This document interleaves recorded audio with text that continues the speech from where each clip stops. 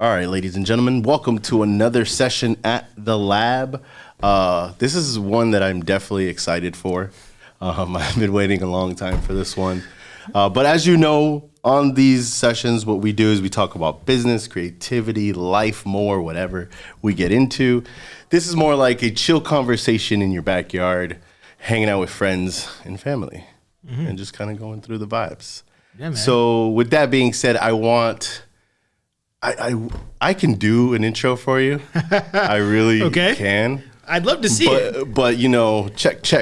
Hey, that'll do it. Check. So if y'all at home, say it with us. Check. Check. Right? Yeah. That was good, man. That was good. We're here with Tetrus. Yeah. King Tetrus. That's right. Known on social handles. That's right. But I have met you in some amazing environments where you have shown me that it's not just what you do on those social media platforms, it's what you do outside of them that inspires the people that you come in contact with. I love to hear it. We could definitely tell the story around how we met, but I want to make sure you do your nice formal introduction. So let the people know, who are you?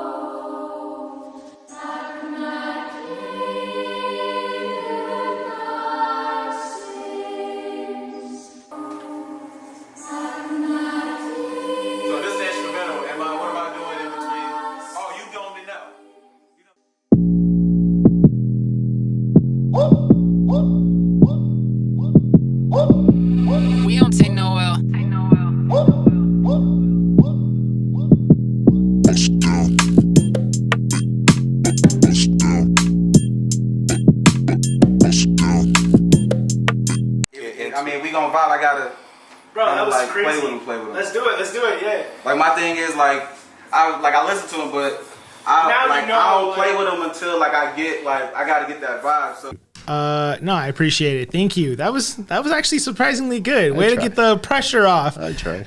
It's hard for me to follow that, but peace, blessings, all of the above. I am King Tetrus, lyricist and Miami aficionado, and just love to rap, bars and more bars and more bars. So no, I really appreciate you having me here. You were right. We were supposed to do it. That was my fault. Bad communication. It's okay. But I made the trip for those in South Florida that are going to hear this.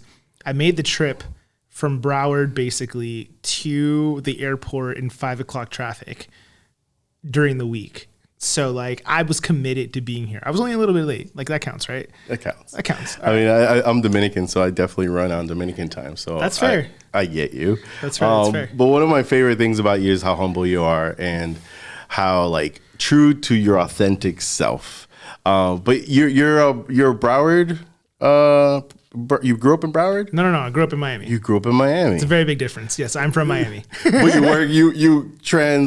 So I live in Aventura now, which is basically anything past 163rd to me is basically Broward. So I came from up north down here, but I'm Miami. I don't want people to hear it and be like, he's from Miramar. No, man, I'm from Miami. I'm Miami over everything. Miami through and through. Absolutely. For me, I've been a Broward. Grew up in Broward. Grew up in Pembroke Pines, actually. I was born in Dominican Republic, but anything south of Miramar to me is Miami. So I tend to not really. So we're on opposite sides. We're opposite sides. Opposite sides. I was anything past this is Broward. For you, it's anything south of that is Miami. I have questions though. You said that you're Dominican. Yeah. Okay. I asked this question to all my Dominican friends. What's up? Okay. Now, who makes the best empanadas? Okay. Puerto Ricans? Dominicans? Right? Or Colombians, Argentinians? Whose empanadas do you enjoy the most? Okay. Man, already coming for the throat, so the comments are gonna come get me. I'm gonna go in order of priority. Let's just go. so we get the information your mama might be watching this. You know what I mean? What I'm saying. Mama might be watching That's what I'm saying. So coming at an equal balance.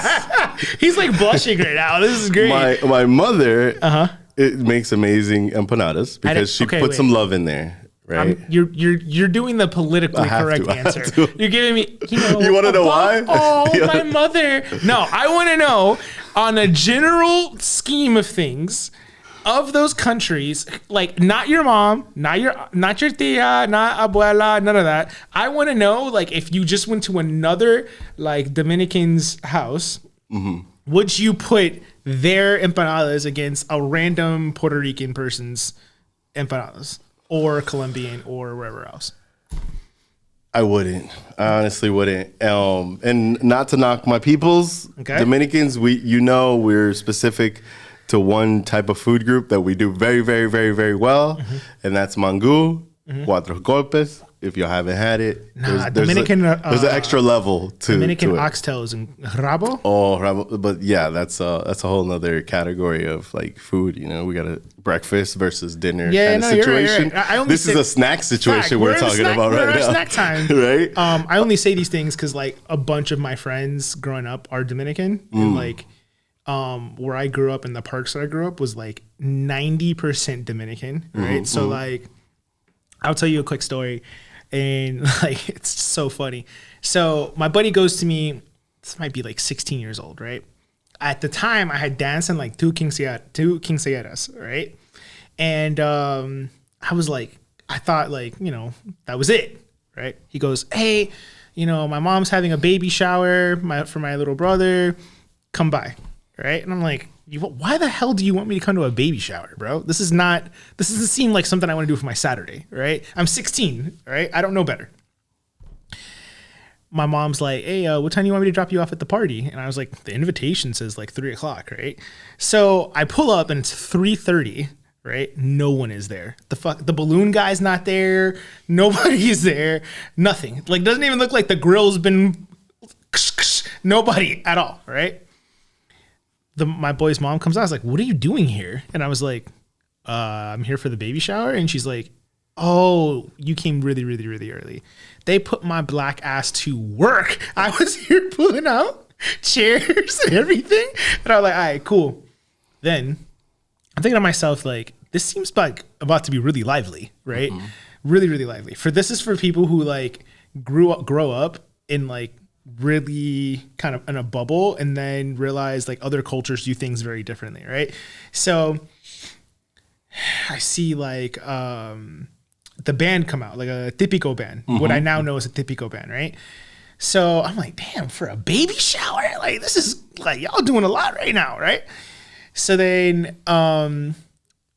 my boy's mom says, hey, you want to play? And I was like, play what? It's like, she gives me what I now know as La Guida, right? Yeah. She gives this to me. And I'm like, why do I have a cheese grater? What do you want me to do with this cheese grater? Right? And she's like, here you go. Right? And I'm like, all right, cool. Not knowing the very essence of the whole party starts right here. Right? So I'm like, I'm black. I go up with a black church. I'm thinking it's like a tambourine, like I'm just hitting it like a tambourine, right?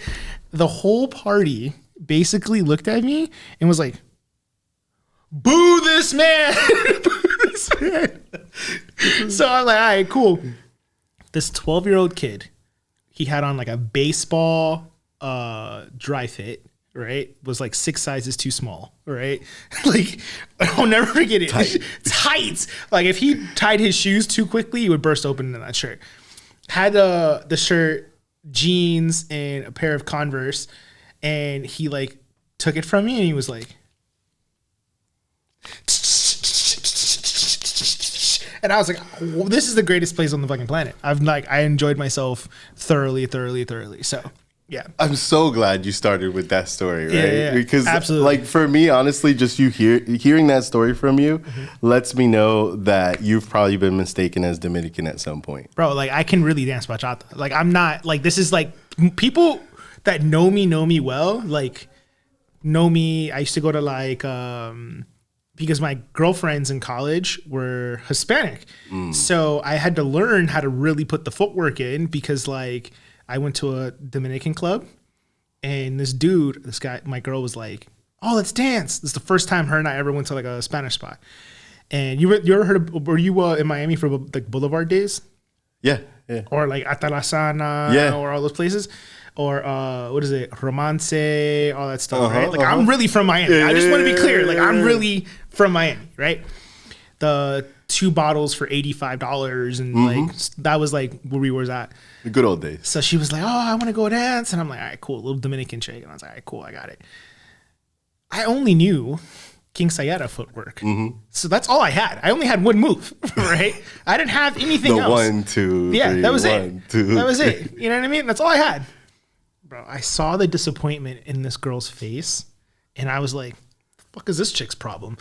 And then we sit down.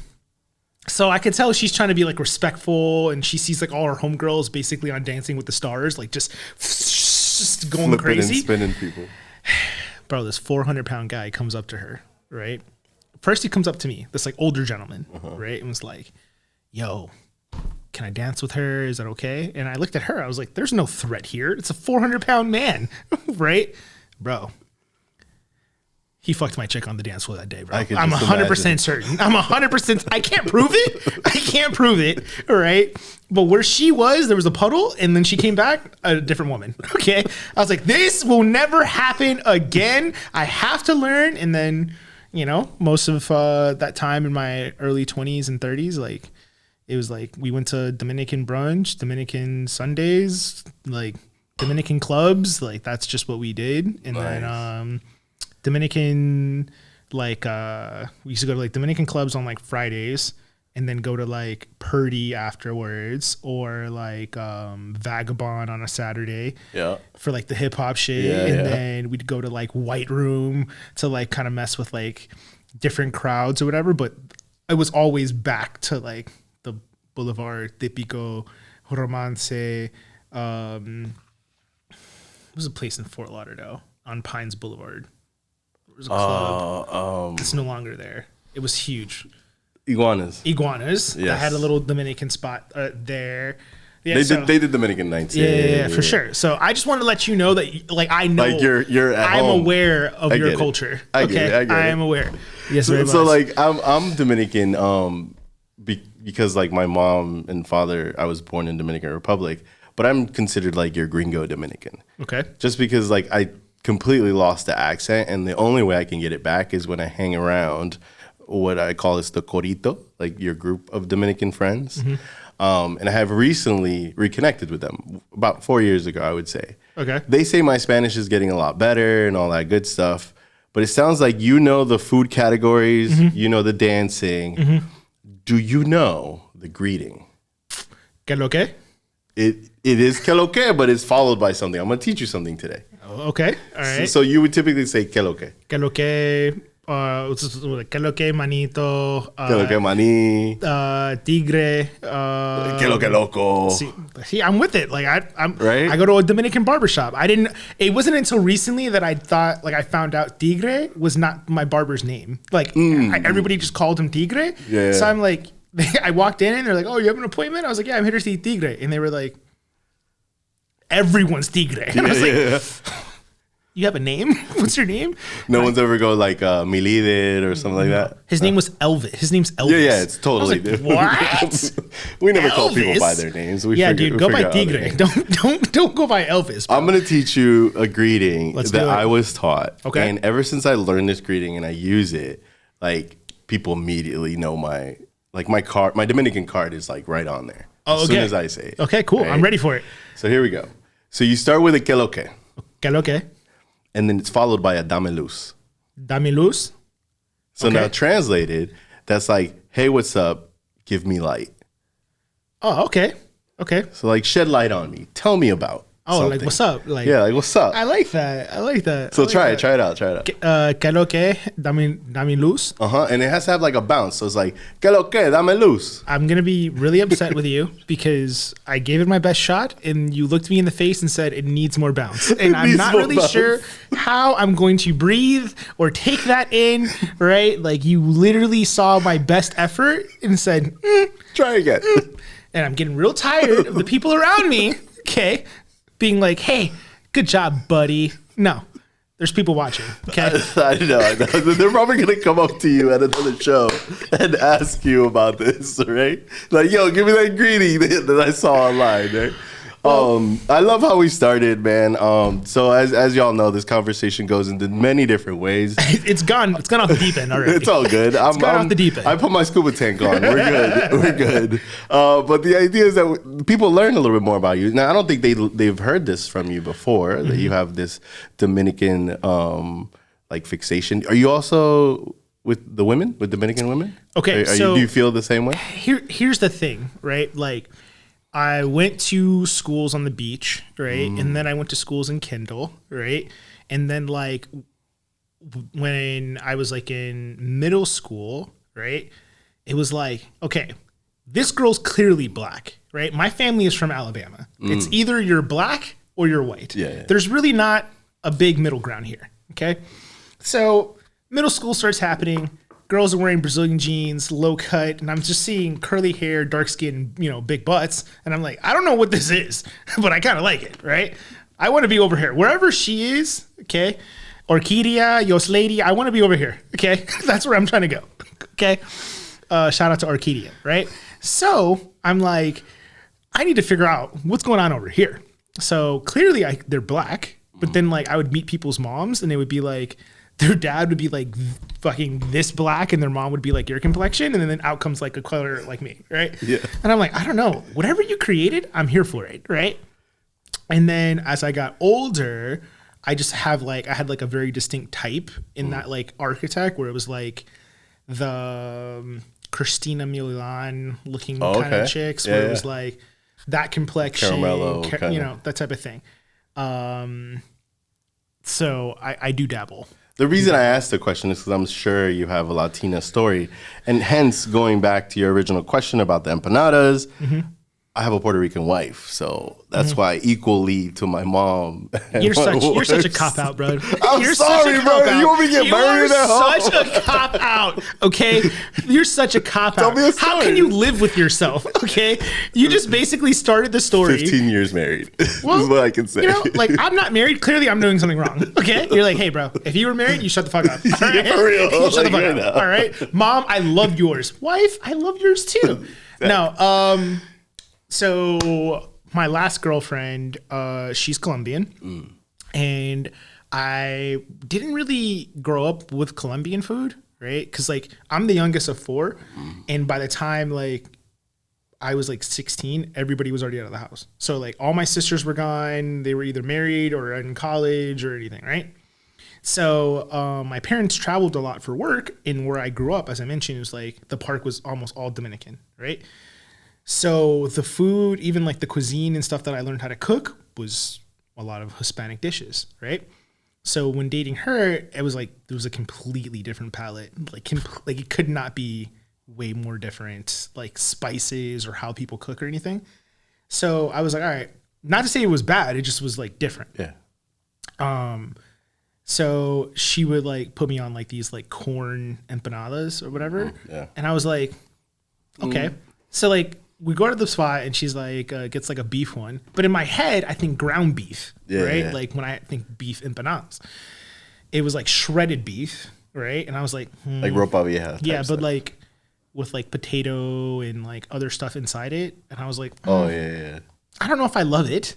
I don't hate it, but it's almost like seeing someone you like out and you're like, I have to give them like a church hug where it's like you kind of like hit it from the side a little bit. Yeah. That's kind of how I felt about the empanada. And then my apex predator for empanadas for sure. I gotta go with Puerto Rican or Dominican. Gotta be honest. Nice. But it's because my friend Sharon, who I just saw recently, shout out to Sharon. That was like my dance partner, like for life or whatever.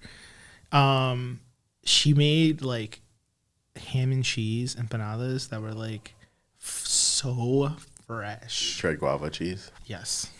Look at you breathe. Yes. Like honestly, like this podcast is now chubby and lovely because like now all we're talking about is fucking food. All right. That's all that's happening. My name's Tetris. I like to rap.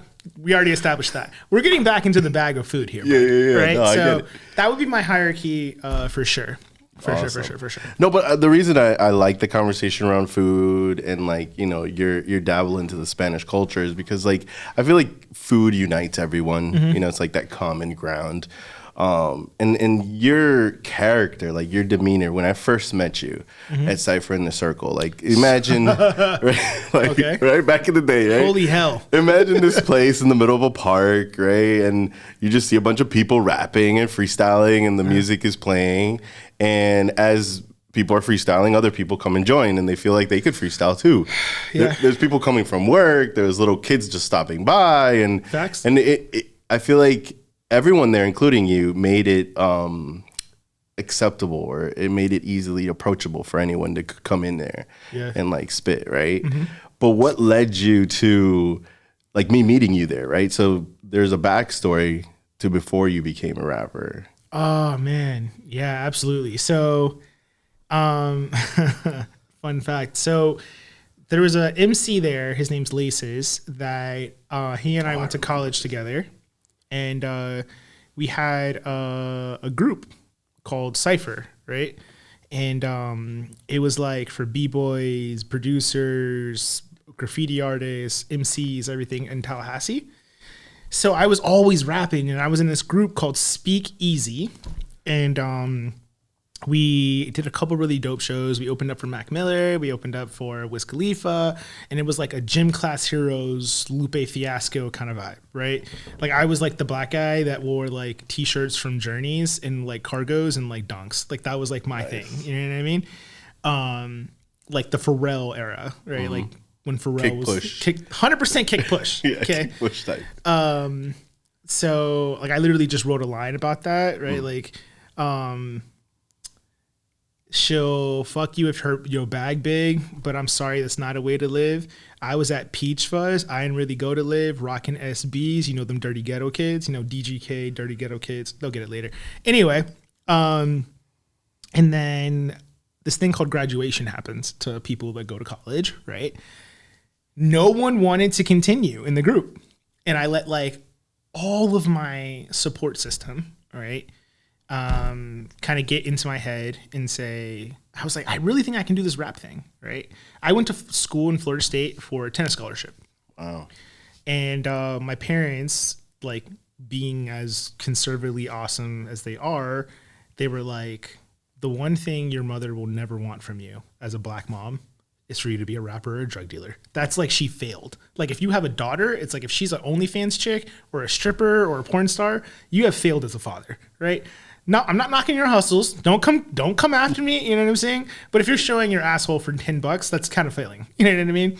So told my mom, you know, my mom's in politics. She was super conservative, like Ralph Lauren ad, kind of like mom. Playing. You know what I mean? Like she's like, if my mom was right here and I had to introduce her, she would probably flip her hair 4 times before she even like she like thinks she's her own main character. It's like the best main thing, right? Love her so much. So she was like, no. My girlfriend at the time, I actually immortalized her. Her name's Destiny in the album. So I talk a lot about destiny, hope, and fate. Those are 3 girlfriends that I've had. Okay. So this would be the destiny mantra. Destiny can't be for you because everyone has one, right? It's like the toxic relationship you have with love, right? You almost love that. You almost like learn that because of trauma, right? And that's kind of where that came from. She was like, no, get a job. And I was like, all right. So I'm still me. Like I'm working in corporate America, working in financial services and banking, like suit and tie, Brooks Brothers, Wall Street, that type of shit. Like that was just who I was. And I lived for the weekends. I was living in New York at the time. Lived for the weekends, hanging out with like the Supreme team, the Soho crowd, the, you know, A-Life, Flight Club, like the sneaker culture or whatever, right? And I was living for these moments. But it was like I'd go through the whole week and not understand why, right? Like I'm not as happy, right? And I think like what happened was with Cypher in the Circle, at that time frame, I had moved back to Miami, right? I had a relationship that, you know, didn't really work out how I thought it was going to. And then it was like I was searching for something that was going to fulfill my cup, right? So like my parents had told me, hey, go get a job. Go to college. get a job, and make $100,000 and your whole life is set, right? You know, respectfully, I did that. And I was like, what now, right? And it was like, okay, well, I'm just going to fill my cup with stuff from clothes, shoes, cars, women, things, you know, all that. And nothing ever made me happy. Laces actually hits me at the time and he's like, yo, do you remember H2O and all these people from Catalyst from when we were like kids? And I was like, yeah, of course. And he's like, hey, why don't you come down? Because at the time I was working in Dania, right? And obviously Dania is right where. Yeah, right there. Right there.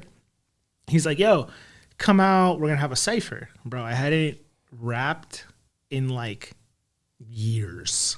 Like when I mean like only like maybe in the shower or like on my way to work or some shit. Like I may hear something like, all right. Not even like at a corporate meeting. No. It wasn't that type of company. No, definitely not. And I came to the first cypher in my suit and tie, like just because I wanted to be a spectator, right? And met my guy Triple Z, met what's it called, H2O again, Mighty Healthy, who, you know, I'm just naming names of people who were just like super instrumental. My guy Folex, God, so many people, and like they kept like egging me on to like get in, and I'm like, bro, I mean, I hadn't rapped in forever. Fuck it. And then I jumped in, and like as I'm rapping, I'm looking at everybody's face, and they're like, like they're in it, right? And I remember it was on Lauryn Hill's Lost Ones, right?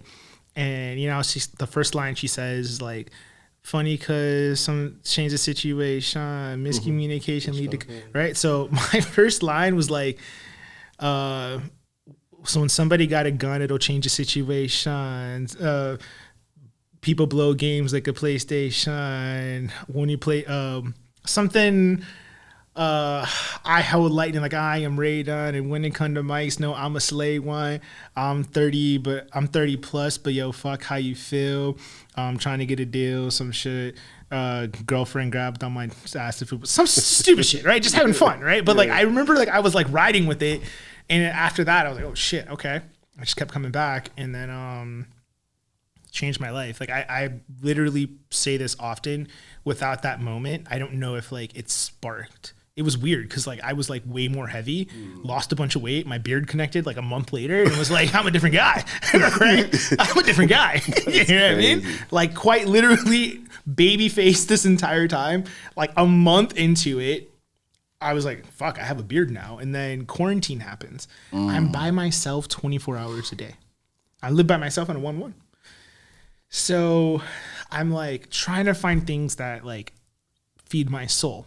My mom sends me a record that she says that my grandparents used to listen to. It's her favorite James Brown song called Please Please, right? So I'm listening to it over and over and over again, right? It's 1965 at the Jackie Gleason Theater, live show James Brown. And the reason why that's impactful is because my mom and her family, when they, you know, it was fucking 60s, you can't afford to take 20,000 kids out somewhere. Yeah. But they used to go to James Brown shows. So like my mom and I used to connect over James Brown. Please, please, please, please, please, please, right? All the different songs. So I'm listening to the song. All right, okay, cool. My guy, Triple Z, is like, yo, you should rap to this. And I was like, okay. And that song is called Please, Please. And like, there's no hook, no anything on it. It's just like, go. We had met with one of our buddies who was doing our marketing, right? Please Please is like our 5th biggest song, and we've not done anything, not a single video, not anything. Nothing, it's just like organically going, right? So Cypher in the Circle, that moment changed my life for sure. Like I knew for a fact like I would never go back. Like it was never. It was like a sign for you at that point. Like you felt like it was like fate. I just knew I wasn't crazy. You know what I mean? And be careful because like fate means a girl's name. So fate, hope, and destiny, right? They're all girls' names. So like I wouldn't say it's fate because like I haven't really found fate. Fate is the accumulation of all the things that you want in one person, right? So clearly you're married, you found fate, right? Yeah. But I would say it was serendipitous, to say the least. But like it wouldn't even change anything. Like even talking to my friends, everyone thought I was crazy. Everyone thought I was crazy, man. Like I was a bottle popping Miami fuckboy, right? Like the wharf. Hey, I got a table, you know what I mean? Or like El Patio, or I'm at Live, or one of these places, super tight Zara jeans and Converse, in there, That's crazy, man. And everyone thought I was crazy. Everyone thought I was crazy. And like, it was lonely, growth is a lonely sport. Progression's a lonely sport. So like girls that I was in love with tell me they can't be with me because like they don't want to date a rapper.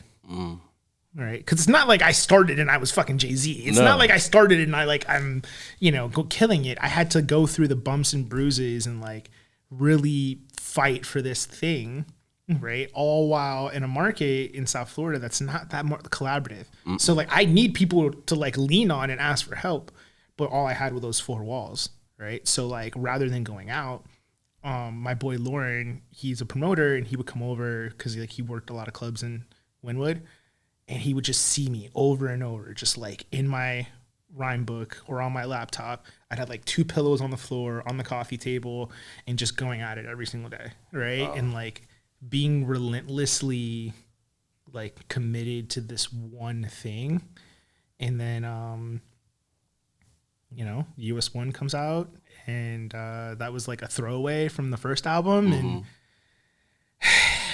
that comes on the radio now, and now once it hit the radio, now that's like really real. Now it's like I fucking told you that I knew I wasn't crazy. That's check one, right? Yeah.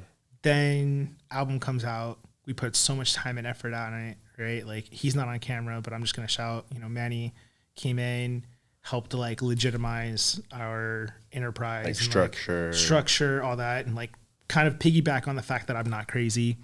I got with my guy Iconic. We kind of put together our show to make it really lively, put the album out, and came out number 2 globally on hip hop charts. And, we'll be at 300,000 probably in the next week or so. So congratulations, man. Yeah, no, it's been a fucking fun road. It's, I wouldn't say we're the fun part is like,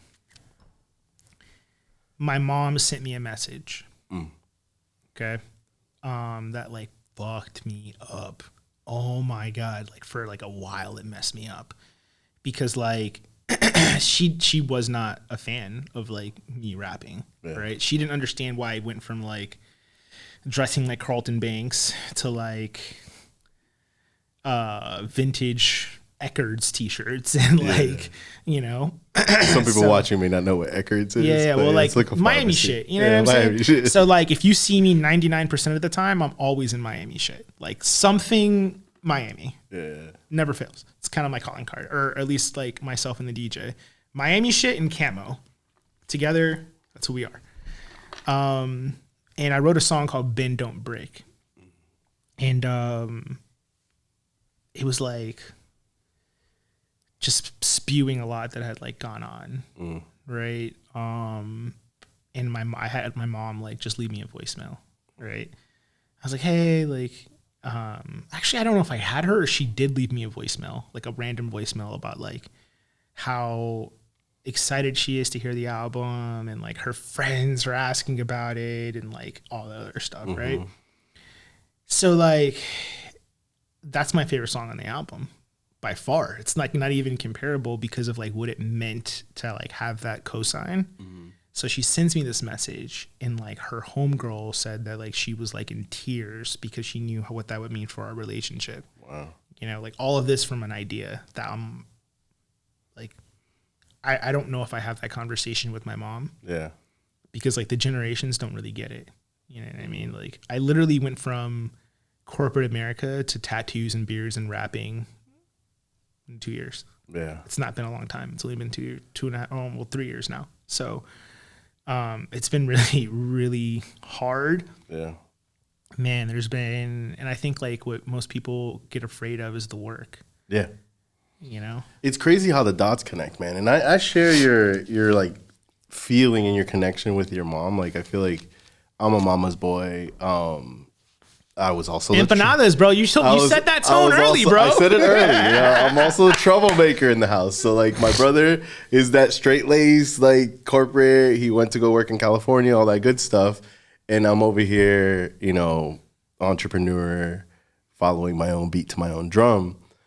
But our lives sometimes are told with the highlight reel. Mm-hmm. So it's like, these are all the accomplishments that we've gone. Like I have the studio, I have 2 kids, I have what, right? But there's so much that goes into the tough times. And like when you connect the dots backwards, because you don't really notice it, you're just like, why the fuck am I dealing with this shit right now? Like, why can't I, why is my life this way? Like my friends are all out here making it. Why can't I make it? You start to ask yourself those questions, that self-doubt. But when you start to look back and you're like, yo, if I didn't go through that, I wouldn't be able to deal with what I'm dealing with right now. No, it's 100% So I'm true. sure you've had those moments. Like, I think was hard for most people to meet me. And I talked to some of like the best artists here locally, right? And like, or just to understand the legitimacy was that I don't sacrifice corners, right? Like all of the lessons and stuff that was instilled from like my parents were athletes in college. I was an athlete in college. My sisters were athletes in college. Like being great was the expectation, right? Like while some of my friends got like money for having good grades, the expectation is greatness, right? Like that's what like that was the bar. That's the bar. Yeah. Right. So I never took that for granted and I put that into everything. So I wanted to make sure everyone knew that like I'm going to put this 100 miles per hour, but it's so gut wrenching. So I always say my number one saying is keep working. It's working. Right. I live and die by it 100%. Because slow progress is still progress. No matter where, if you're moving a little bit, that still counts. And like, we went from 150 monthly listeners last year to ending the year at 14,000. Wow. So that just means like little bit, a lot. A little bit, a lot, right? And I wrote this rhyme and it's like gonna be, I'm giving you gems here. And it's like the undercard fighter who just made the main event. If you only knew how much time that I spent, the circumstances I had to circumvent, so I vent. I look at myself. I tell you this is it, because the only thing I ever do good is not quit. Right? Like I don't know how to like bullshit my way through things. Right? And even if I did, I don't want to live that life anymore. Right? I spent my entire, life to this day living for everybody else. Right? And I think like the hardest thing parents do, or at least from that generation, is that they teach you how to do everything except be happy. So they check off things off your list where it's like, okay, well, you went to college or you have a great job. Oh, did you get a house? No house? So-and-so has a house, right? Yeah. Or like, are you married? Oh, so-and-so has kids too. Oh, okay. So then you have kids and you have like their natural progression because that's what they did. Yeah. Right.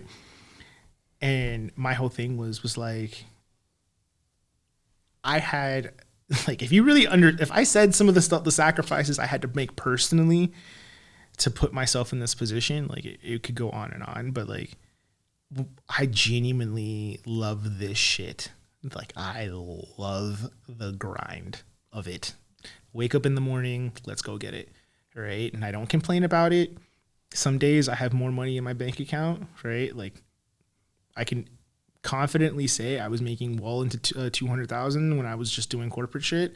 And like there was many months last year where I had less than $1,000 in my account, right? I moved from high rise in Edgewater for people who are around here, and now I live in Aventura in a much more modest living, right? Everyday approach to it. And I think like that's where my parents are now seeing. They're like, oh, well, he's not a different person. This is who I was all the time.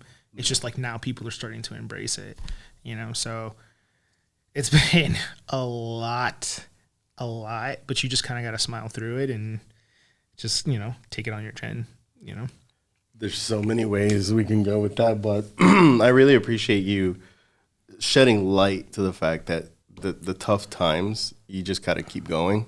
You just got to go to the next step, next step, next step. And eventually, something will pay off. But there's like this blind faith that you have. Blind faith, blind confidence. Right? Gotta have it. You just got to keep going and battling through it. Gotta have it. There's a lot of artists out there that are struggling, and parents may think like, hey, like I don't want to push my kid to go and be creative because they're not going to live off of that. Right.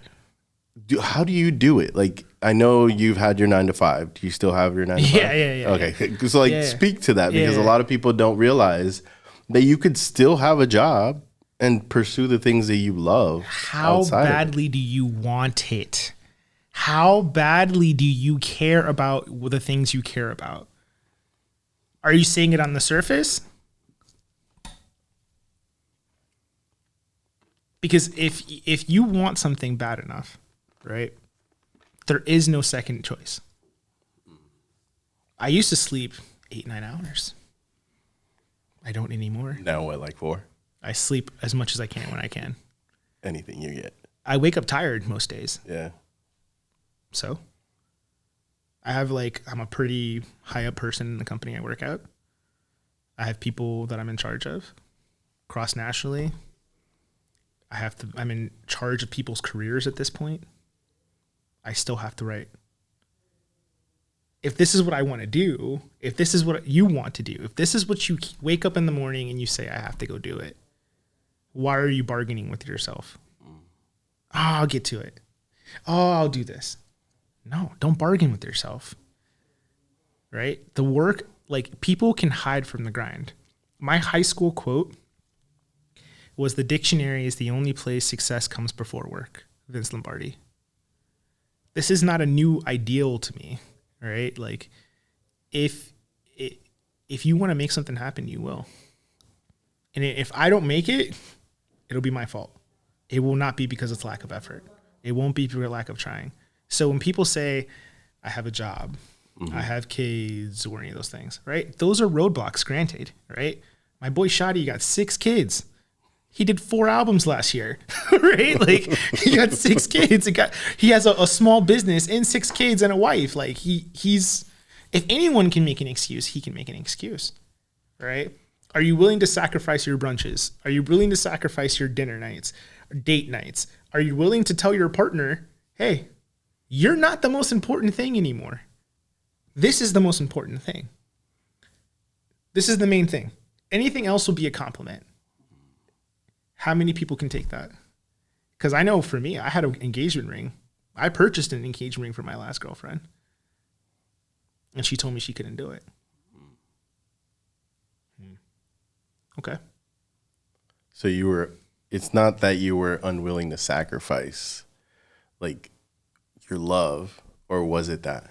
No, it was that if you loved me the way you say you would, you wouldn't ask me to let it go. If you see how much that you care for it. Correct. Because like, I feel like when you follow a dream or any type of goal with this magnitude of importance, there has to be a set of priorities that you're going to go by.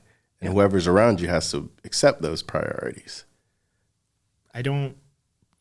Once the target's the target, it doesn't change. Right? If you're a sniper, you have to shoot in the wind, the cold, the heat. You don't get up from your spot. In your pants. Whatever it is. You don't move. Because that's the goal. Yeah. People only think you're crazy until you do it. Right?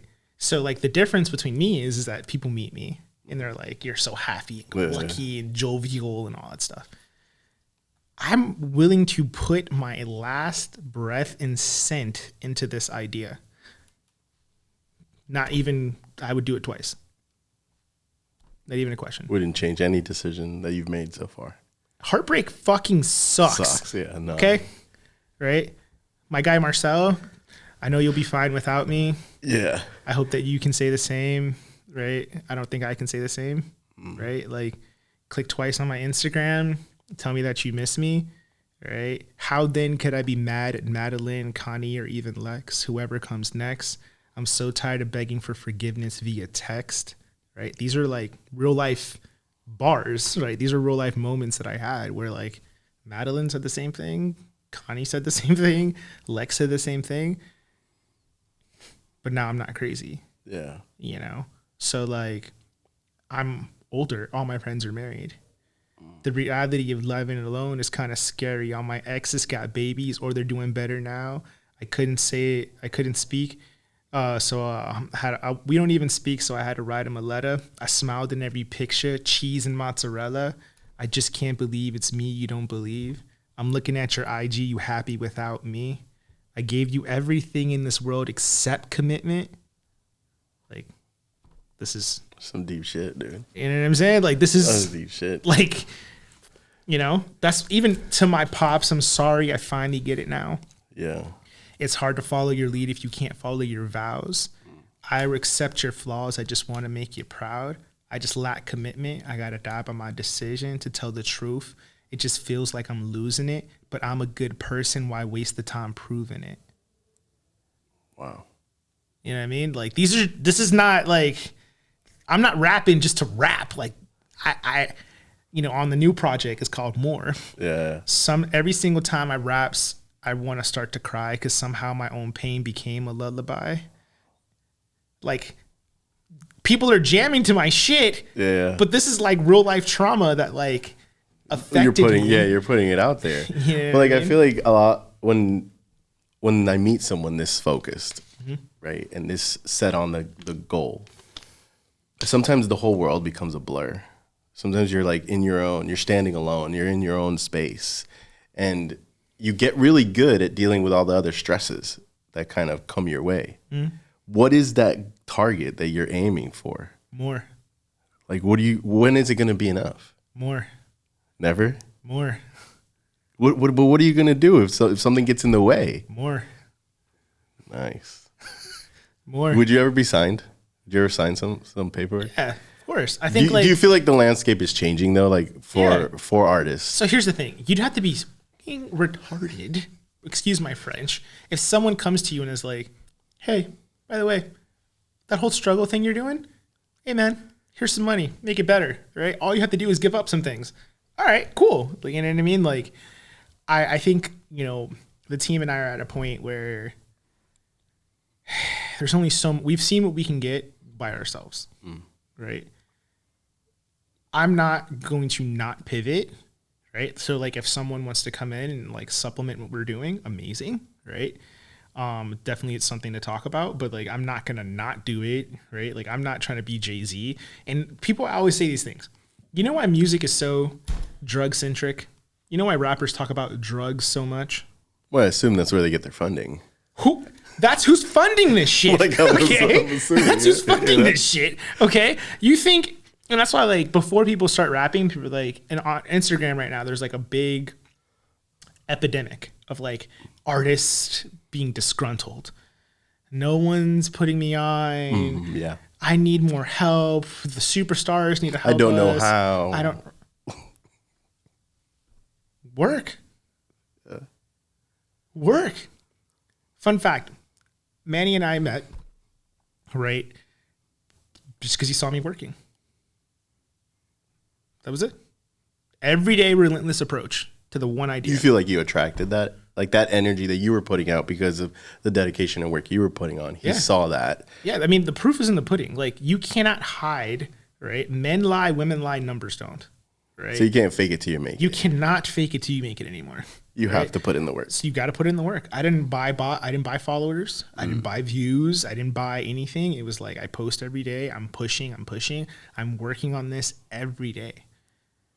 And like, I don't have to be better than everyone. I just have to be better than the person who's quitting the next day. That's it, right? I'll give you a little insight to why I'm a psychopath like this. Growing up, I told my dad played tennis as well. He was he's still fucking good. I told my dad I wanted to be a tennis player. At the time, my sister Starla played college basketball. Okay, I'm the smallest person in my family by far. Thanks, Dad, for picking Mom. So my mom's like 5 foot negative and shit. Like, she's super tiny. My dad's like 6'2", 6'3". So you got like average above. Yeah, I was like, God damn it, Dad. Right, and like every time I see him, like, because my parents aren't together, and he's always with like a miniature woman, I'm like, I didn't even have a shot, bud. I didn't even have a shot, right? I have like 3 step ladders in my house. Like, it's ridiculous. It's not funny, Manny. Okay, it's not funny. So I told my dad, I was like, I want to play, right? And he said, no, I don't think you're gonna put the work in, because we don't start and stop. Right. Well, so like, my friends were like, oh, this season I'll play basketball. This season I'll run track. This season I'll play soccer. This season, all that. Just try things because it's fun. Yeah. No. Make a choice. If you say this is what you want to do, let's go do it. But I told him I wanted to be great. So he goes, okay, cool. The first day, knocks on my door. Let's go run, right? 12 years old. Let's go run. Okay. He tells me go. No headphones, nothing. Go. He gets in this little station wagon, all right? And I'm running, but I don't see the station wagon, right? So I walk, right?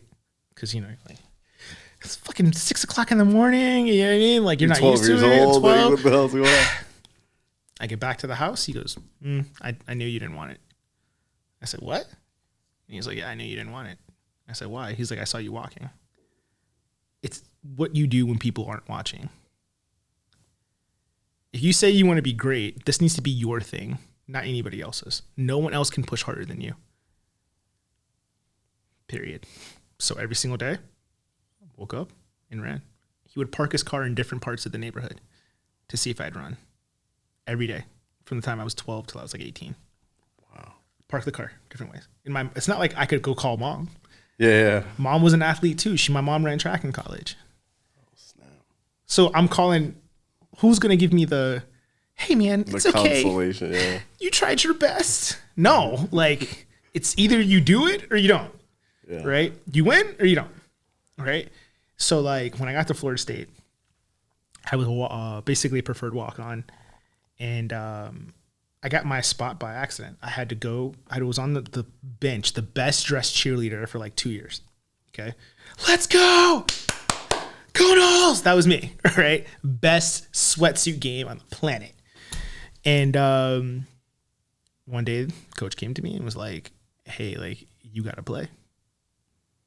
And I'm like, shit, bro. I don't know if I'm ready. Right. And then I text my dad. He was like, if you stay ready, you don't have to get ready. So I got ready real quick, slapped myself together, and I like wanted to quit that year so bad because it was like I was there early in the morning. Yeah. I'm still having to do everything the regular team does. Up early in the morning, go to class, right? Go back to practice, have a job, and you have study hours, right? You have to complete every single week, okay? So all of these things I have to do, and I never saw the court. Wow. Never. Like, it wasn't even like a, hey man, put him in. It was like, fuck, right? Like, I'm picking up people's bags. I'm like doing that, And he let me in. Never let the spot go. Wow. That's how I take everything. Like, not to be like super intense or try to like, make it seem anything that I'm not. But I just genuinely believe that dreams don't work unless you do, and hope isn't a business plan. Yeah. I hope it works out. No, like, it's either you do it or you don't. So like, my advice to artists is like, the ground that I've covered in 3 years, you would have thought I've been doing this for 15. Yeah. No, wholeheartedly. And I've been watching. 3 years. It's crazy. But I don't do brunches. I don't go to date nights. I miss birthdays. My mom tells me all the time I'm missing moments with the family. My sister just had her first baby, right? My nephew just turned 1. Shout out to my guy Ace. I'm not able to hang out. I don't drink. I don't party. I don't drink. I don't smoke. I don't do anything unnecessary, because if it's taking away from the time, why do it? Yeah, it's not getting you closer to the goal. Right. So we can laugh and joke and have a great time, but like, if you're not as committed and as psychopathically competitive as I am, then there's really no point in us hanging out, right? That was like the first thing that my guy Manny and I talked about.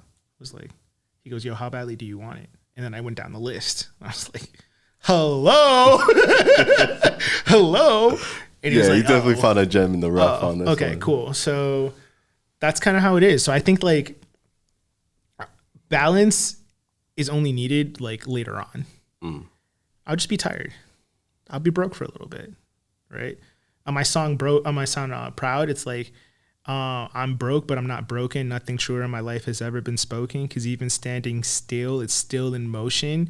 Am I wrong that I wish you success and health? But if you want my spot, you're going to need some help. I wish the best for you. Yeah. I do. Yeah. But if you're coming from my spot, just know there's a lot of work to be done. You're gonna have a lot.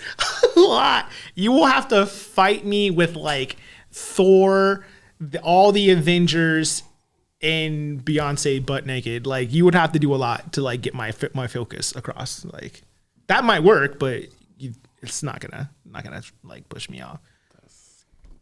You have not disappointed, my friend. I had a feeling that you were kind of like psycho like this, but yeah. Didn't really know until we kind of get you sitting down here at the lab. Like, it's all fun and games. People, that's why I say 99% of the people that like meet me on the surface, they say, "Oh, he's such a nice guy. He's got to be chill. Yeah, he's so smiley and has a good fun and all that." And I'm like, "Yeah, I'm 100% that person, right?"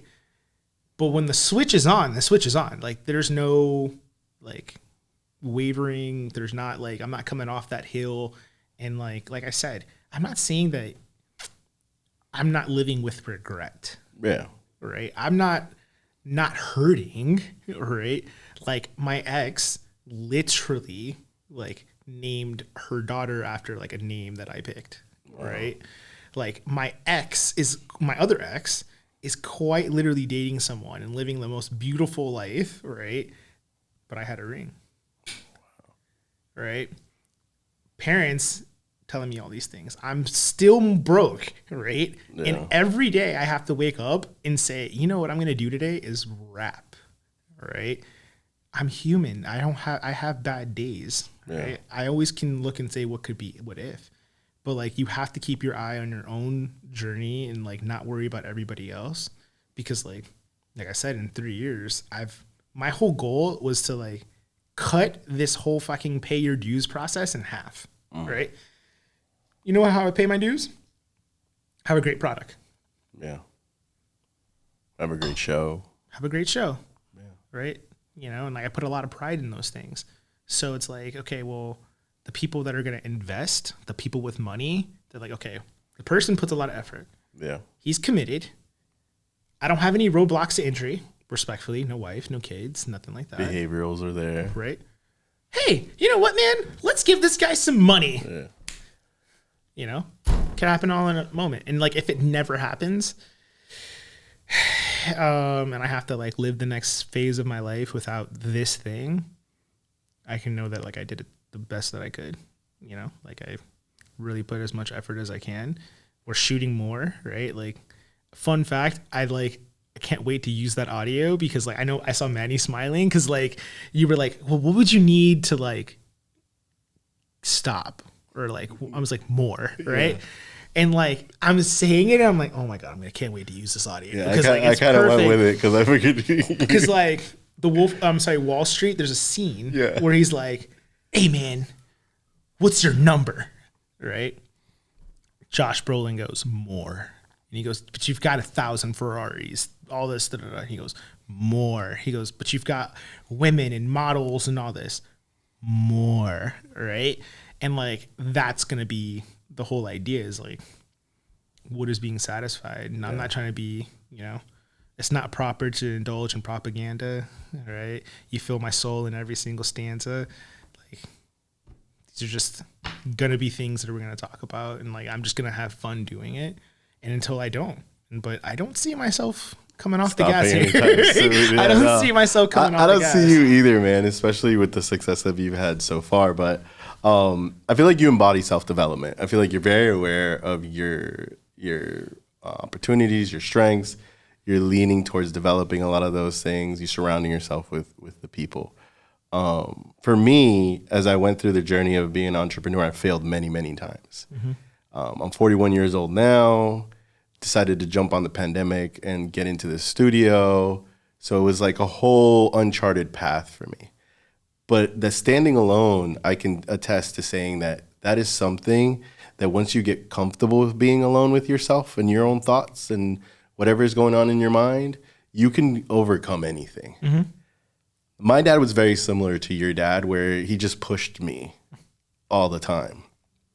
And in 41 years, I have only heard him utter a couple of words to acknowledge the work I had put in 41 years. Yeah, welcome to trauma. Welcome. So, I get it. I get it. Welcome to the club, buddy. Welcome. All right. Proud of you. Welcome. Right? It's warm inside. Is there a card? Yeah. Right? Welcome. But like, I remember even standing right here, I had been the first year of the studio, and he just looked around and he's just like, this studio thing, it's good. That's an essay, by the way. Just so you know, like that is a dad essay, right? Hey, that's it. That's all he said. Hey, boy, because we're country. Hey, boy. Yes, sir. Good. Yeah. Good.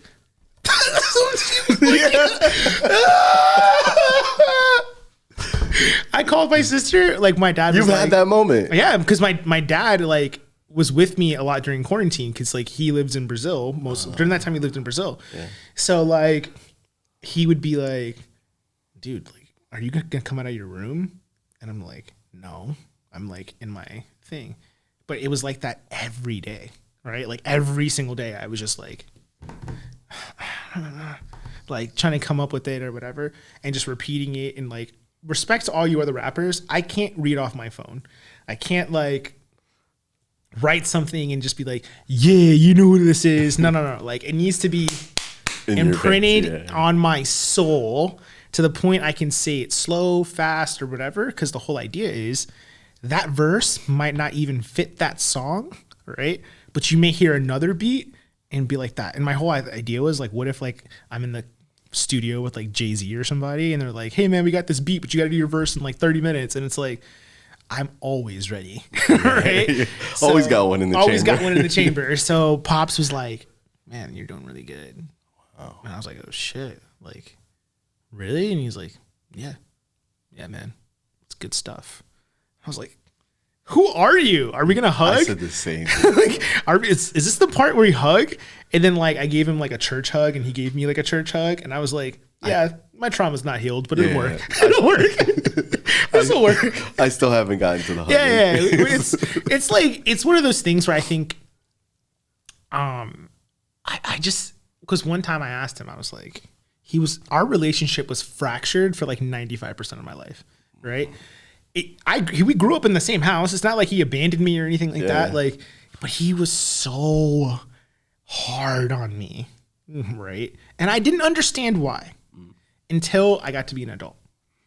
And maybe this will give you some peace because myself and my therapist, Dr. Vasquez, we had to go through these wars. Maybe I'll fight this battle so you don't have to. Okay? Awesome.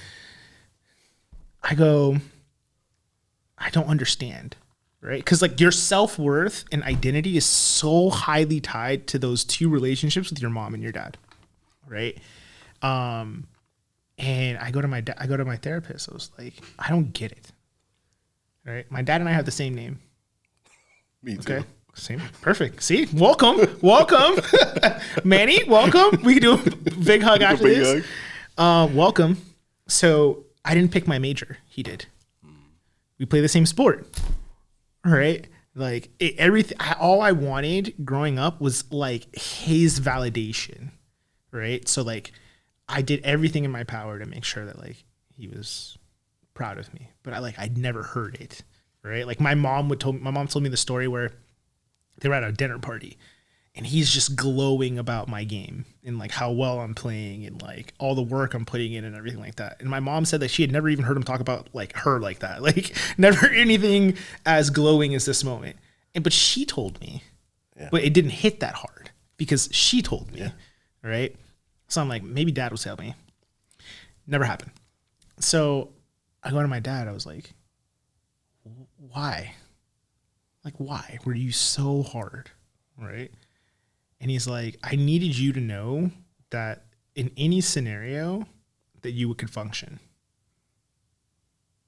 You teach your daughters how to be soft. You want them to date men who can provide for them. So you show them kindness. You show them softness.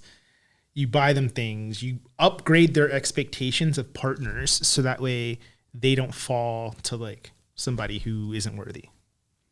But you have to show your son how to be that person to be worthy. Men don't get cuddled. I can guarantee you, like most days, nobody asks you if you're okay. No. You deal with it. Yeah. Right? You just deal with it. It's a prerequisite. Right? You just deal with it. Especially being a dad. Right? So like, I think for me, when he told me, he was like, I needed you to be so unwaveringly and focused and handle your emotions because you won't be able to have vessels to like let other people see that. Because that moment you complain, that's music to someone else's ears. The moment you cry, you're out of there. As much as women love to talk about, I want a man who's emotionally sensitive. If you went to your wife, right? Maybe not your wife, because I don't want to talk about your wife. Maybe like in your prior relationships or anything, like just hypothetically. Yeah. If you went to a woman and was like, oh man, my fucking boss, I'm so broke, I can't take it, every fucking day, you're not getting buns. No. You're not getting buns. No, you probably get broken up in a couple weeks. 100%. You know? 100%. No girl wants to hear that. Nobody wants to hear that stuff. So he was like, now when things happen to me at work, you know what they say? You're so balanced. When all craziness is happening, you know what they always say? You're so cool, calm, and collected. Yeah. Because I can handle my shit. All right. So when we think about it, we're black and brown people. The barriers to entry has always been high. The sacrifices are always been very high. So our parents don't teach you how to dream because they need you to be sufficient in everything else. Right. So they can't like tell you, hey man, go be a creative. The fuck? No, they're not going to do that. Right. I told my dad, I was like, I'm super into sneakers and stuff. I was like, Dad, I think I want to be a fashion merchandise major. He's like, what the fuck? Are you dumb? Like, no, you're not going to waste my fucking money and higher time on a fashion merchandise major. No shots to that. But it's like business administration, political science, pre-med. The pillars. Like the pillars. The economic You don't system. go to college and pick some shit you wipe your ass with, right? You go and pick something that like you can unpack with, right? That job is for women, right? So creative writing or any of those other things, right? Like you want your daughter to be worldly so she can, be worldly, right? Fuck no, I don't want to hear about your creative views, sir. I want to know about like your world views and stuff like that. So long-winded, but I think like once he explained that to me, it changed our entire relationship. You were able to talk more. Yeah. Because like you don't put human attributes on your parents. No. You just call them mom and dad. Yeah. Like think about that. Like you're a dad now. Your kids, you would feel disrespected if your daughter, or you have two kids, daughters. Yeah, I have 2 girls. 2 girls. If your daughters came up to you and was like, hey, Angel. I check them right away. What? Get out of here. I check them right away. Right? Maybe I'll let them skate with one, like a bro or something like that. No. But they call you Angel. But I'll check them. Like, on that one, I'll check them right away. Okay, so you've now lost your entire identity, right? Into like being yourself. You are now dad. That is like your number one thing. Right? No, 100%. Yeah. So we don't attribute like normal things that go on with our parents because like we call them mom and dad. Right. So like the thing that I learned in my therapy was like, forgive them. Yeah. Because they're never going to say sorry. They didn't know what they were doing. They don't know. I learned that when I had kids. Like I feel like my first daughter was born, and a couple weeks later, I called my mom and I just apologized, and I just said like I'm sorry, I could only imagine what you went through with me because I was a handful. Mm-hmm. Like I would say by the age of 8, I had already broken a car, like twisted the door off the hinges. And that's the expectation of the rest of my life of the type of trouble I would get into. Mm-hmm. So she dealt with a lot, to say the least. Yeah, same. And I felt like when I became a dad is when I finally understood that I was responsible for another life. Mm-hmm. And she had to just kind of fake it till she made it. Like I don't really, it took a couple of years for me to figure that out. The fact that she didn't know what she was doing, and neither do I. like I'm just going decision by decision. And the one that really broke the camel's back recently was just homeschooling. I went up to her and I thought I was going to get a fight, World War III going on and all this kind of stuff. And I got more of a fight from my dad than I did from my mom. What age? I pulled them out now, like 11, 13. Okay. They had already gone through like elementary, in the middle school, which I consider to be jail, dealing with a lot of bullying and all that kind of stuff. And I was just like, you know what? You're not learning stuff that you're going to be successful with anyways. Let me teach you.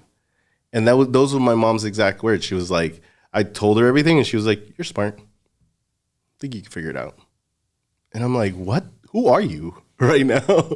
Well, if you invest in your bank account, right? My mom used to say every relationship's like a bank account, right? Not saying it's like all predicated on money, but it's emotional equity.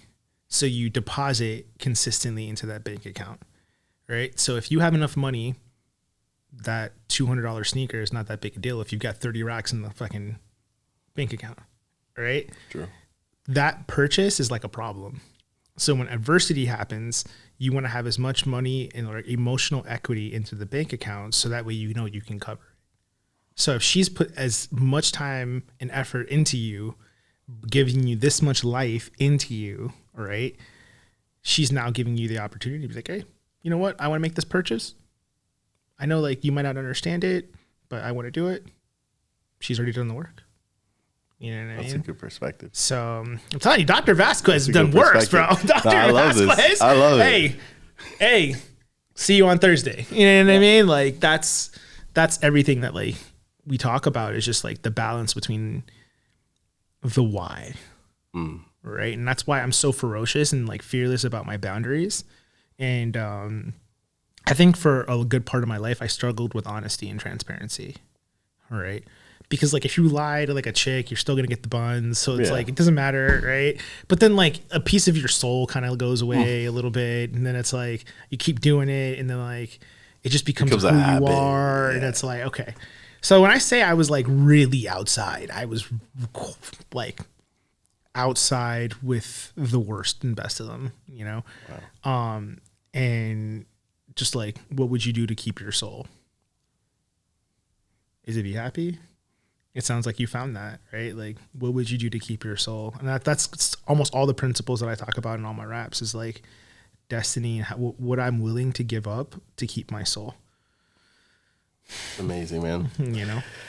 Look, man, I could go on and we could go on forever. I want to do a part 2. This is pretty awesome. I'm sure we can definitely get into some deeper conversation. But whenever we finish up the lab, we always like to give like words of inspiration to anyone that's watching and is like, yo, I would love to like be on that table or just even be chasing my dreams, right? Mm-hmm. What can you leave people with? And I'm gonna give you an option. You can either, because you're very good at both, you can either give a quote, a statement, or some words of inspiration, or you can drop a freestyle. I mean, however you want to do it. Oh, I like how you just like snuck that in. Let's see. We wrote this today. And before you do it, let them know about anything dropping, anywhere you're going to be, all that good stuff, social media handles, all that good stuff, so that they can follow you, and then we can finish it on that. Sure.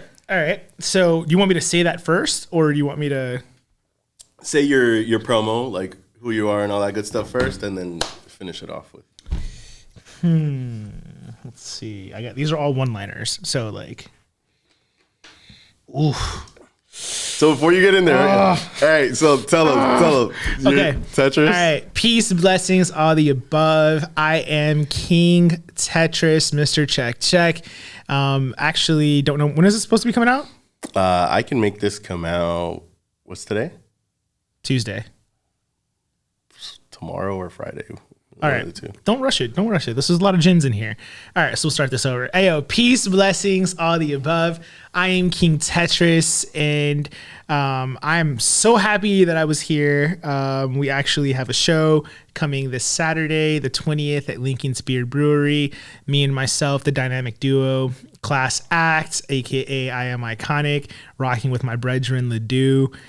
Come out and show some love, and we're on our Rookie of the Year tour. So peace, blessings. It's all on the website, kingtetrus.com. Buy some merch, support your artists. I'm hungry. We got to get out of here. Here's some jewels, and I think that's it. Yeah, all right. Oh, man. You got to give me a vibe. Like, you want like a quotable, or you want like an Instagram quote? Like, I mean, like, what do we want there's here, someone bro? sitting out there right now, and they could be on the couch. They could be whatever, flipping through TikTok, and all of a sudden got over here. They can be dealing with some stuff. Maybe they aligned with the stuff we went through. Inspire them. Do something.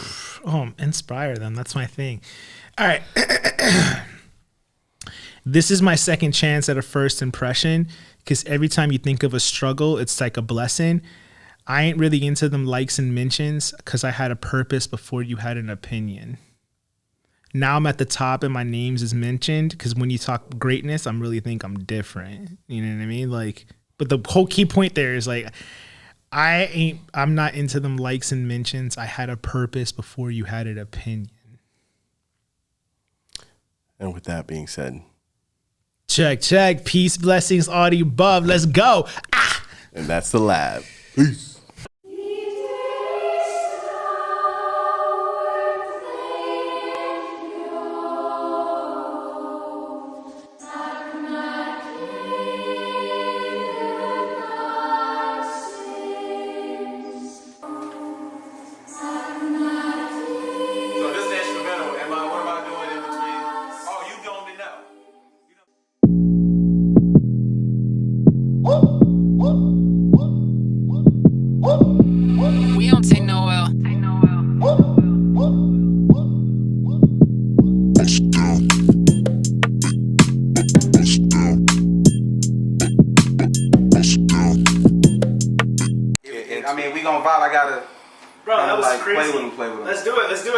Like, my thing is, like, I listen to him, but I don't play with him until, like, I gotta get that vibe. So